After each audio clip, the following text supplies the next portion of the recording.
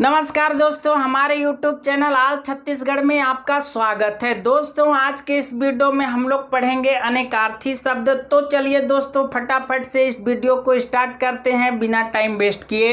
तो दोस्तों अनेकार्थी शब्द और पर्यायवाची शब्द में बहुत लोग को बहुत ज़्यादा कन्फ्यूजन होता है, क्योंकि दोस्तों मैं कल वाले वीडियो में पर्यायवाची शब्द पढ़ाया था और आज तुरंत मैं अनेकार्थी शब्द बताता हूं।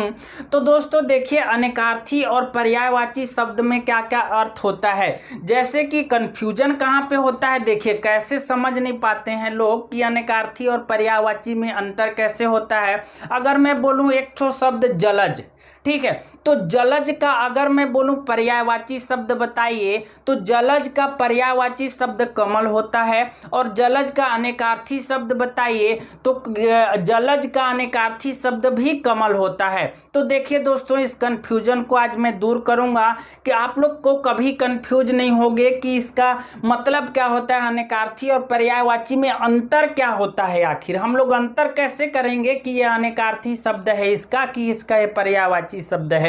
चलिए यहां पर मैं लिखता हूं, जलज को ही लेते हैं हम लोग, जलज, ठीक है, जलज। तो मैं बोलूं कि जलज का हम लोग को पर्यायवाची शब्द बताओ, ठीक है, तो जलज का पर्यायवाची शब्द होता है कमल, कमल, पंकज, ठीक है, कमल, पंकज और जलज एक दूसरे के क्या है, पर्यायवाची शब्द हैं। इसके बाद मैं बोलूं कि जलज का ही अनेकार्थी शब्द बताओ, इस जलज का ही अनेकार्थी शब्द बताओ, तो दोस्तों इसका हो जाता है कमल, कमल हो जाता है, मोती होता है मोती, इसके बाद होता है शंख, शंख होता है, और मछली होता है मछली, ठीक है। ये सभी क्या होते हैं, जलज के अनेकार्थी शब्द होते हैं। तो देखिए इसमें अलग क्या है अब अनेकार्थी और पर्यायवाची शब्द में। तो दोस्तों देखिए यहाँ पे जलज का कमल और पंकज लिखा हूँ, ये जितना भी लिखूंगा अनेक पर्यायवाची शब्द में वो सभी कमल का ही नाम होगा। मतलब कि हम लोग ये बोल सकते हैं कि पर्यायवाची शब्द वह होता है जो उस वस्तु का और नाम बताता है। जैसे कमल जो मैं बोला तो कमल का फूल, ठीक है, तो उस कमल का जो फूल है उसका और क्या क्या नाम हम लोग बुला सकते हैं। और अनेकार्थी शब्द में क्या होता है, इस जलज जलज जलज जो शब्द लिखा है उस शब्द का और क्या क्या अर्थ हो सकता है, उसका और अनेक अर्थ क्या हो सकता है, ठीक है। देखिए यहाँ पर मैं लिखा हूँ जलज का अनेकार्थी शब्द, तो कमल होता है, मोती होता है, और शंख होता है, और मछली होता है।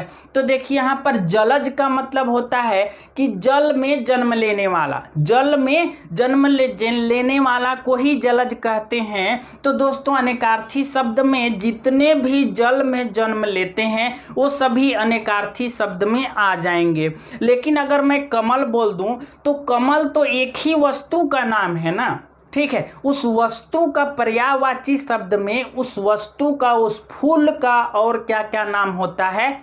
और अनेकार्थी शब्द में उस शब्द का, जलज का और क्या क्या अर्थ हो सकता है। तो देखिए जलज का और क्या क्या अर्थ हो सकता है, मोती भी हो सकता है क्योंकि मोती भी जल में जन्म लेता है, ठीक है, क्योंकि शंख भी जल में ही जन्म लेता है, तो शंख को भी हम लोग जलज बोल सकते हैं कि नहीं, बोल सकते हैं ना।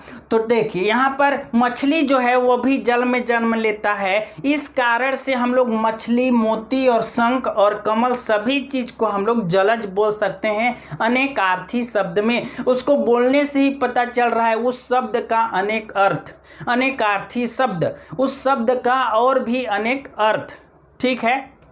और यहाँ पर क्या होता है, उस वस्तु का मतलब उस फूल का और क्या क्या अर्थ होता है। तो चलिए मैं आप लोग को आज के इस वीडियो में बताने वाला हूं अनेकार्थी शब्द।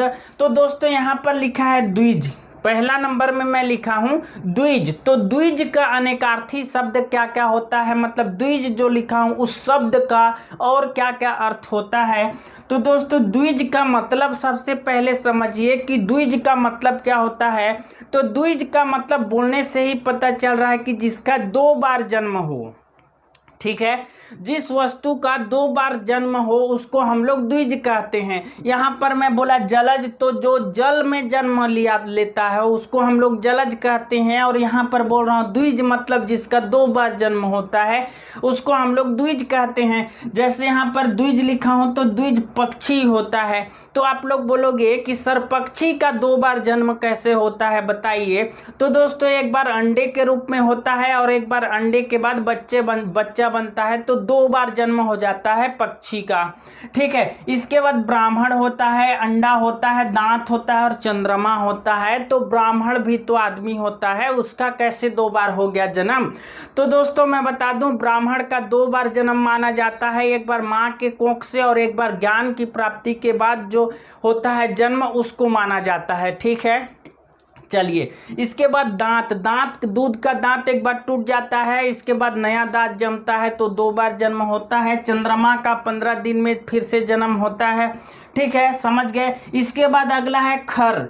तो खर जो शब्द है उसका और क्या क्या अर्थ होता है, हम लोग अनेकार्थी पढ़ रहे हैं इसलिए, और अगर पर्यायवाची पढ़ रहे होते तो उस वस्तु का और क्या क्या नाम होता है ऐसा बताना रहता।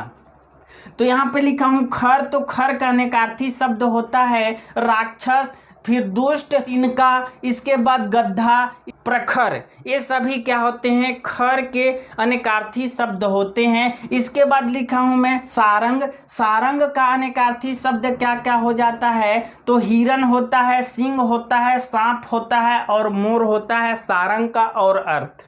अनेकार्थी शब्द, अनेकार्थी बोलने से ही पता चल रहा है उस शब्द का अनेक अर्थ, उस शब्द का और अनेक अर्थ क्या क्या होता है। ठीक है। पर्यायवाची शब्द का मतलब होता है उसका प्रति शब्द, उस वस्तु का और क्या क्या नाम है। ठीक है। चलिए आगे बढ़ते हैं। यहाँ पर लिखा हूं मैं खल।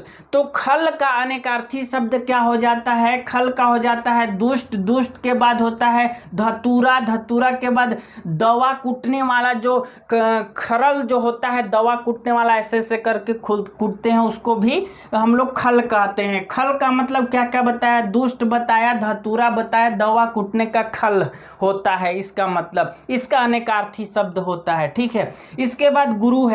तो गुरु का मतलब, गुरु शब्द जो है उसका और क्या क्या अर्थ होता है, तो गुरु का शिक्षा होता है, गृह विशेष होता है, श्रेष्ठ होता है, भार होता है। इसके बाद देखिए नाग।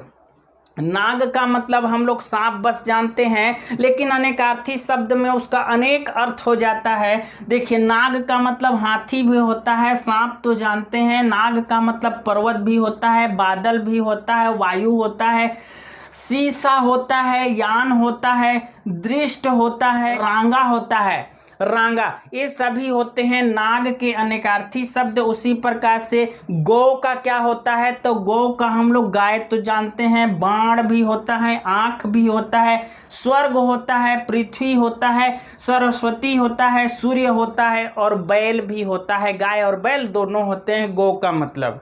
ठीक है। चलिए जलधर है। जलधर का मतलब होता है बादल और समुद्र। जलधर किसको कहा जाता है, जलधर का और क्या क्या अर्थ होता है, तो बादल और समुद्र होता है। निशाचर, मैं पर्यायवाची में बोला था निशाचर, कल मैं वीडियो बनाया था एक ठो, उसमें निशाचर का मतलब पर्यायवाची पढ़ाया था, तो निशाचर का मतलब राक्षस बताया था। ठीक है। जो निशा में चरता है, जो रात्रि में चरता है, उसको क्या बोलते हैं हम लोग, राक्षस बोलते हैं। ठीक है। तो यहाँ पर निशाचर है, तो निशाचर, यहाँ पर निशाचर जो लिखा है उस शब्द का और क्या क्या अनेक अर्थ होता है उसको बताना रहता है। तो निशाचर का अर्थ होता है राक्षस, प्रेत होता है, उल्लू होता है, चोर होता है। अब देखिए यहाँ पर चोर भी रात्रि में चरता है, उल्लू भी रात्रि में चरता है, राक्षस भी रात्रि में चरता है, प्रेत भी रात्रि में चरता है, मतलब जितने भी रात में चरते हैं वो सभी आ जाते हैं अनेकार्थी शब्द में।